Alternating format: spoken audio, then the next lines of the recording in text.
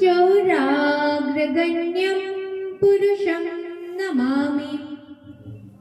श्रीहंसं च सनत्कुमारप्रवतीन् वीणाधरं नारदं निम्बादित्यगुरुं च द्वादश गुरुन् श्रीनिवासादिकान्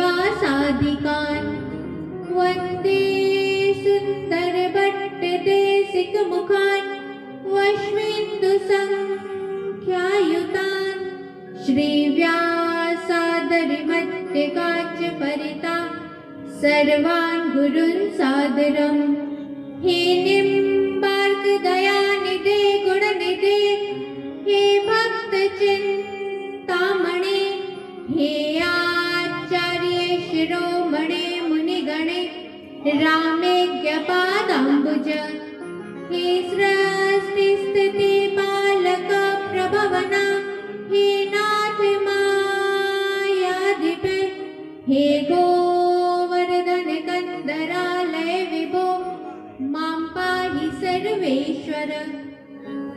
कस्तूरी तिलकं ललाटपटले वक्षस्थले कौस्तुभं नासाग्रे वरमौक्तिकङ्कणतले वेणुकरे कङ्कणम् सर्वाङ्गे हरिचन्दनं सुललितं कण्ठे च मुक्तावलीं गोपस्त्रीपरिवेष्टितो विजयते गोपालचूडामणि।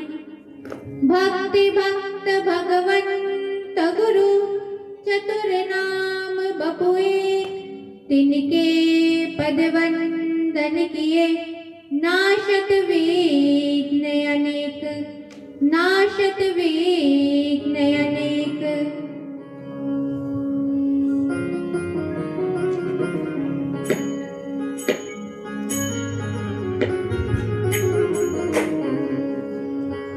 राधे राधे राधे गोविंद राधे राधे राधे राधे गोविंद राधे राधे राधे राधे गोविंद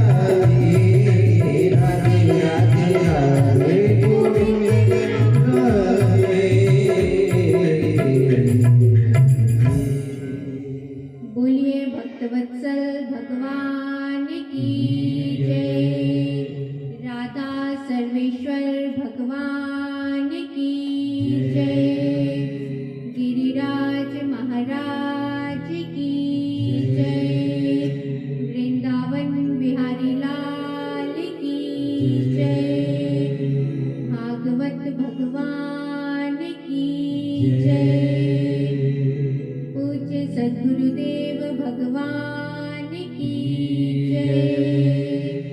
जय जय श्री राधे श्याम।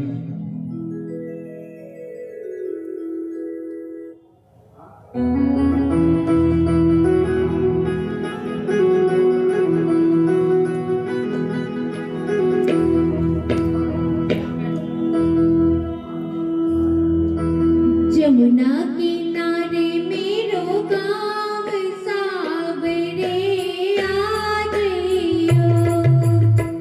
यमुना किनारे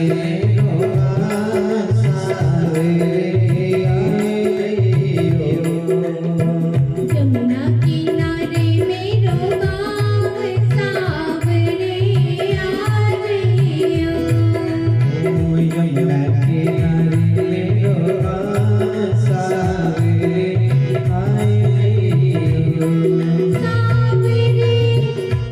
किनारे सावरे आ गइयो। जमुना किनारे मेरो गाँव सावरे आ गइयो। यमुना किनारे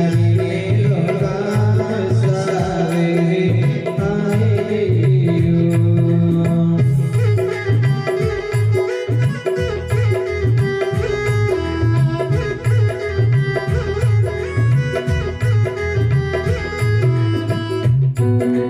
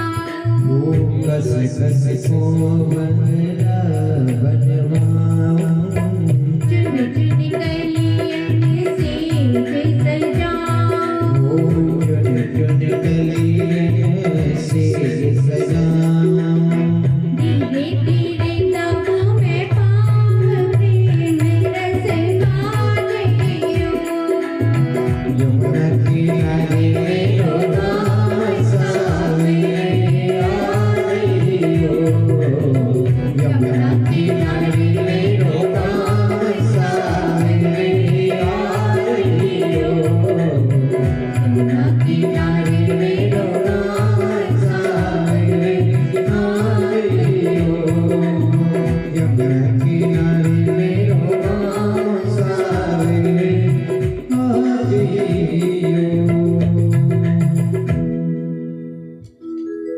बोलिए भक्तवत्सल भगवान की जय।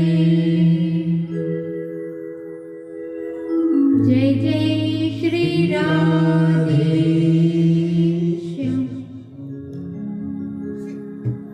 कल हम लोग भागवत की कथा में श्रवण कर रहे थे। सभी पांडव भगवान श्री कृष्ण के साथ पहुंचे युद्ध भूमि पर, जहां पर पितामह भीष्म सरसैया पर पड़े हुए थे। सभी ने उन्हें प्रणाम किया और फिर पितामह भीष्म ने युधिष्ठिर जी को सभी प्रकार के धर्मों का उपदेश दिया।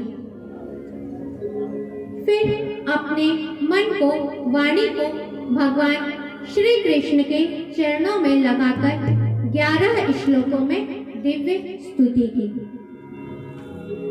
इति मतिरूप कल्पिता वितृष्णा भगवती सात्वत पुंगवे विभुम्नि स्वसुखमुपगते क्वचित् विहर्तुं प्रकृति मुपेयसि यद्भव प्रवाहा त्रिभुवन कमनं तमालवर्णं रविकर गौरवराम्बरं दधाने वपुरलकुलावृताननाब्जं विजय सखे रतिरस्तु मेन बद्धा।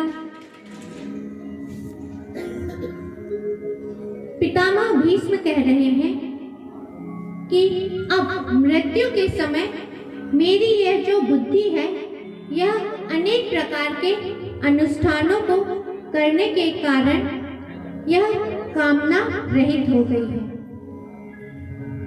इसे मैं सात्वत शिरोमणि भगवान श्री कृष्ण के चरणों में सादर समर्पित करता हूँ, क्योंकि जो सदैव आनंदमय स्वरूप में स्थित रहते हैं। भगवान को आनंद स्वरूप कहा जाता है।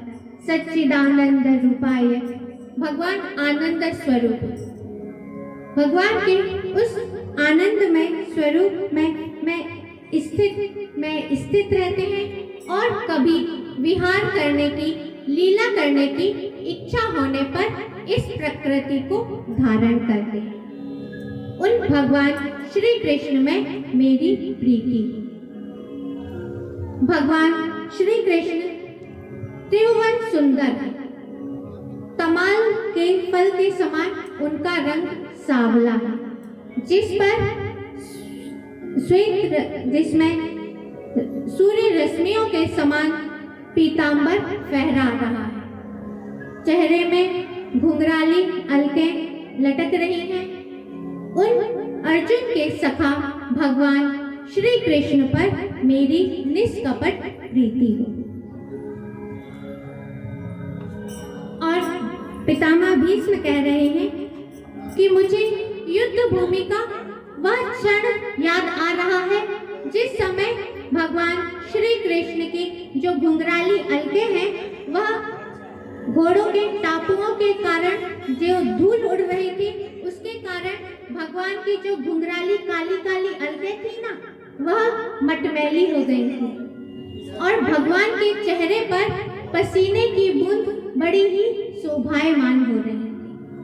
और मैंने अपने बाणों के द्वारा भगवान के उस सुंदर शरीर को, मैं जो सुंदर कवच धारण किए हुए थे, अपने बाणों के द्वारा उसे विदीर्ण कर दिया।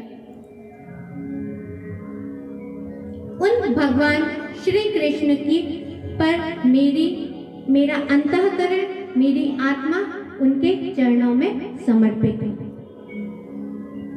और कह रहे हैं कि भगवान श्री कृष्ण ने अपने मित्र अर्जुन की प्रियता के लिए, जब महाभारत का युद्ध हो रहा था, तब अर्जुन के कहने पर भगवान ने कौरव और पांडव की, जब दोनों तरफ सेनाएं खड़ी हो गई थी, तब अर्जुन के कहने पर भगवान ने अर्जुन का रथ ले जाकर दोनों सेनाओं के बीच में खड़ा कर दिया था और जितने भी शत्रु पक्ष के जितने भी राजा थे, उन सभी की आयु का हरण कर लिया था।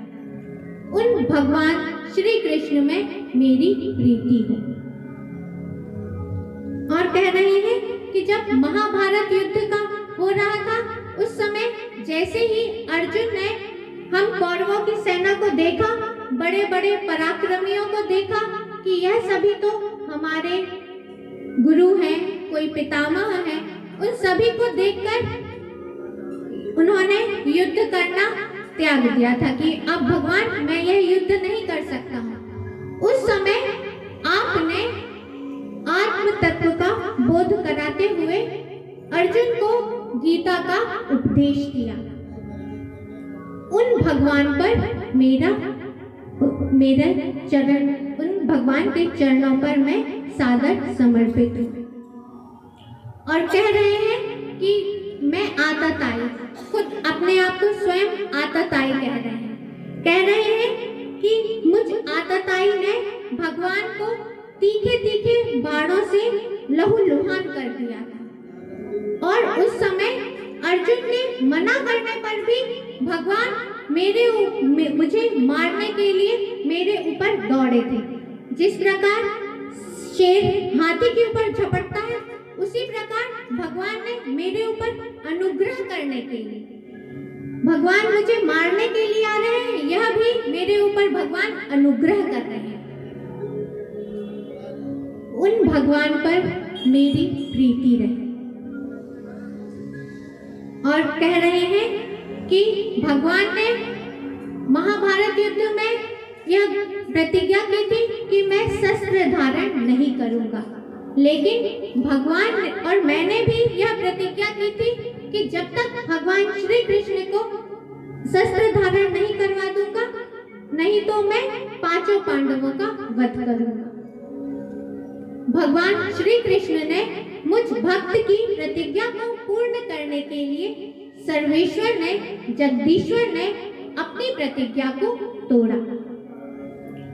उन भगवान श्री कृष्ण में मेरी निष्कपट प्रीति हुई। फिर पितामह भीष्म ने अपने मन को, वाणी को भगवान श्री कृष्ण के चरणों में लगाकर इस शरीर का परित्याग किया। आकाश से पुष्पों की वर्षा होने लगी और सभी पांडवों ने पितामह भीष्म की अंत्येष्टि क्रिया की। जो इस पावन चरित्र का श्रवण करता है, उसे भगवान की भक्ति प्राप्त होती है। सभी पांडव लौटकर हस्तिनापुर आए और भगवान द्वारिका जाने के लिए तैयार हो गए। युधिष्ठिर जी ने देखा कि भगवान के भी सभी शत्रु हो गए हैं, इसीलिए भगवान की सुरक्षा के लिए युधिष्ठिर जी ने अर्जुन को भी भगवान के साथ में भेजा।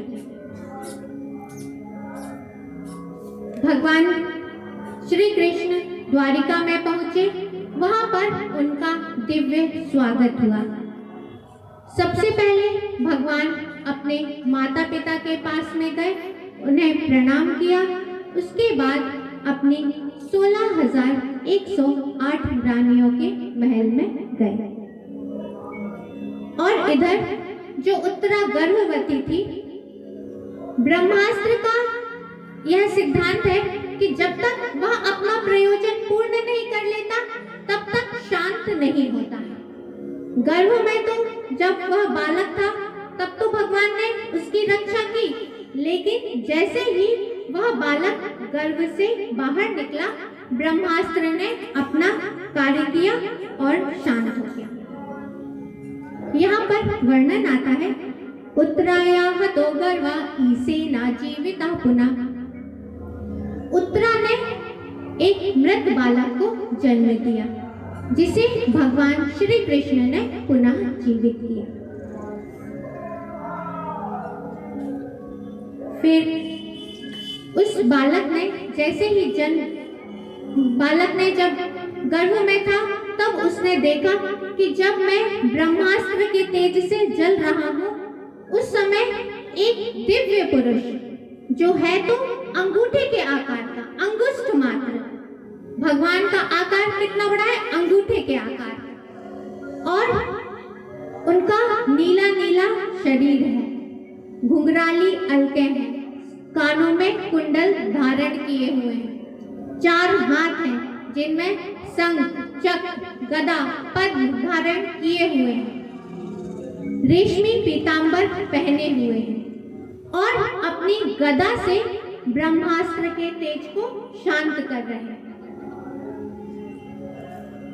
जैसे ही बालक ने जन्म लिया,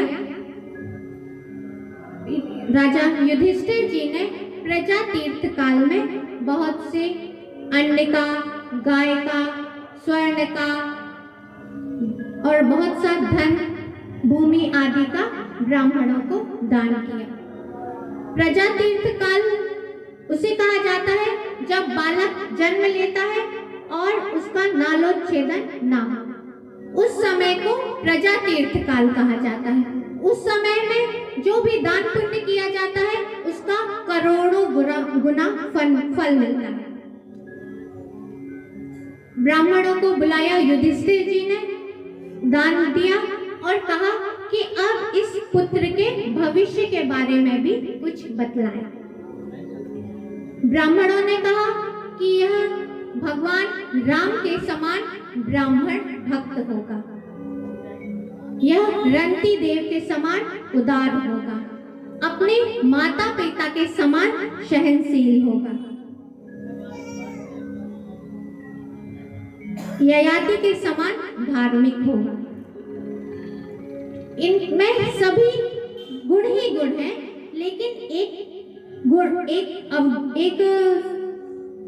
अवगुण भी है, मतलब एक दोष भी है इनकी कुंडली में। तक्षकादात्मनो मृत्युम द्विजपुत्रोपसर्जितात्, इनकी मृत्यु तक्षक नाग के डसने से होगी और इन्हें जैसे ही यह ज्ञात होगा कि मेरी मृत्यु तक्षक नाग के डसने से होने वाली है, तब यह समस्त आसक्तियों का परित्याग करके भगवान श्री कृष्ण की शरण लेंगे।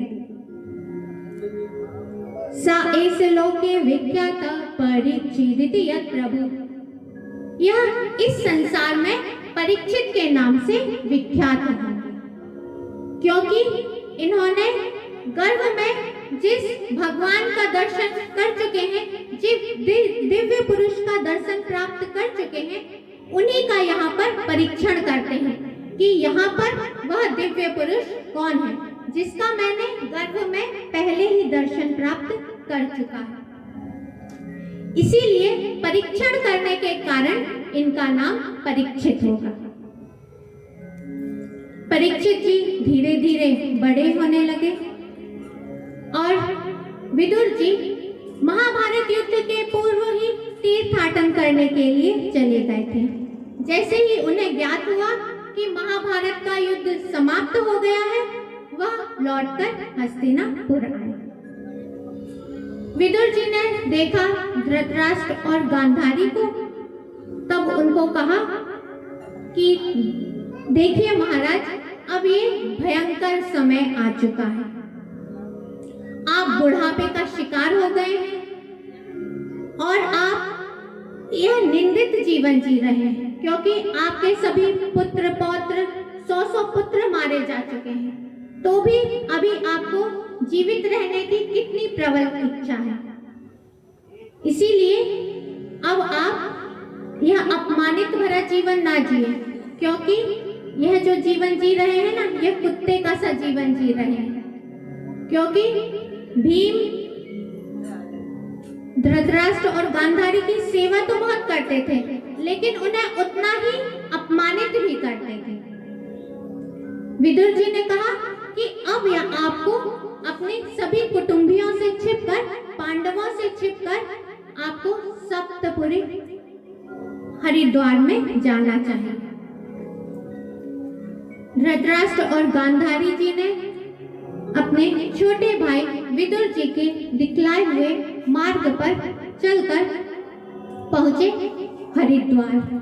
वहां पर धृतराष्ट्र ने योग के द्वारा अपने शरीर का परित्याग किया और गांधारी जी उनके साथ सती हो गई।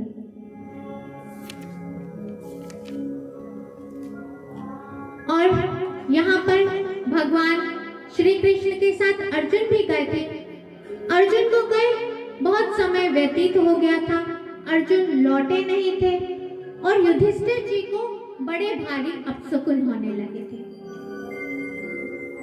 देव प्रतिमाओं से अचानक से अश्रु बहने लगे थे और गाय भी दुग्ध नहीं दे रही थी, आंसू बहाती रहती थी, कुत्ते भी दिन रात रोते रहते थे। इस प्रकार नाना प्रकार के अपशकुन होने लगे हस्तिनापुर में। तब युधिष्ठिर जी ने भीम से कहा, गता सप्ताधुना मासा भीमसेन तवार्जुना। युधिष्ठिर जी ने कहा, भीम तुम्हारे भाई अर्जुन को गए 7 महीने व्यतीत हो गए हैं, अभी तक लौट कर नहीं आए हैं। और उसी समय अर्जुन लौटकर आ गए। अर्जुन रो रहे थे। युधिष्ठिर जी ने पूछा, अर्जुन क्यों रो रहे हो, क्या कारण है? तब अर्जुन ने कहा, वंचितो हम महाराजा हरिणा बंधु रूपिणा ये न मे परितम तेजो देव विस्मापनम महत्। अर्जुन कह रहे हैं कि जिस भगवान के कारण जो मेरे प्रिय मित्र नहीं मेरे सखा ही थे, उनसे मैं वंचित हो गया। युधिष्ठिर जी ने कहा कि क्या हुआ? तब उन्होंने कहा कि जो मेरे मित्र सखा नहीं मेरी आत्मा ही थे, मेरे हृदय ही थे, उनके बिना मैं सारहीन हो गया। भगवान की रानियों को लेकर मैं हस्तिनापुर आ रहा था, लेकिन कुछ गोपों ने मुझे अबला की भांति लूट लिया और मैं कुछ भी नहीं कर सका।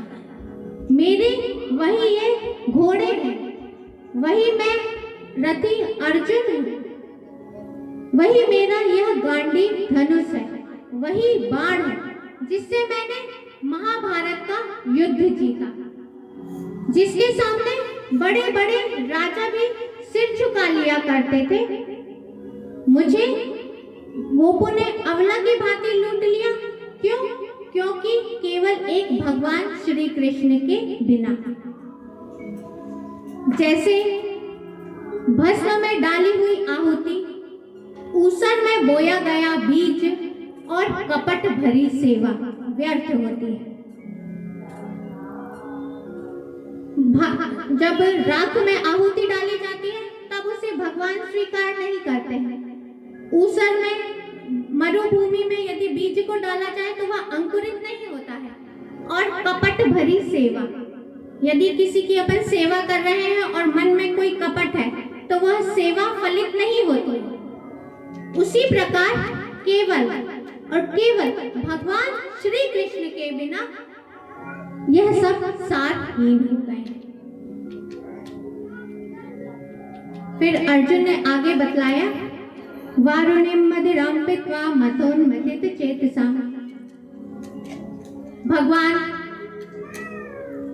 श्री कृष्ण के वंश को ब्राह्मणों ने शाप दिया। सभी प्रभास क्षेत्र में गए, वहां पर सभी ने यज्ञ आदि किया, ब्राह्मणों को दान दिया, भोजन आदि कराया और फिर सभी ने वारुणी मदिरा का पान किया, जिससे सभी की बुद्धि भ्रमित हो गई और सभी आपस में लड़ भिड़कर समाप्त हो गए।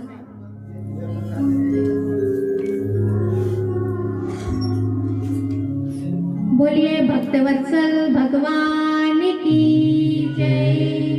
पूज्य सद्गुरुदेव